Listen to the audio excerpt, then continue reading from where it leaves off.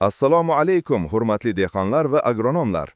Bugun siz bilan eng ko'p ishlatiladigan azotli o'g'it karbamid haqida gaplashamiz. U qanday foyda beradi? Qachon va qanday berish kerak? Keling, birgalikda bilib olamiz. Karbamid nima? Karbamid yoki urea tarkibida 46% sof azot bo'lgan kuchli mineral o'g'it. O'simliklarning tez o'sishi, barg hosil bo'lishi va hosildorlik oshishi uchun juda muhim. Qanday ta'sir qiladi?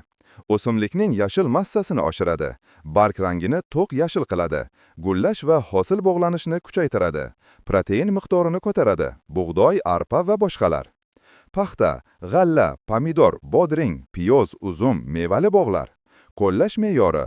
To'proqqa solish 50-200 kg gektar. Bargga purkash 0,5-1% eritma. Tomchilatib sug'orish 5-10 kg gektar. To'g'ri qo'llash maslahatlari. Issiq kunda bargga sepilmaydi, ertalab yoki kechqurun.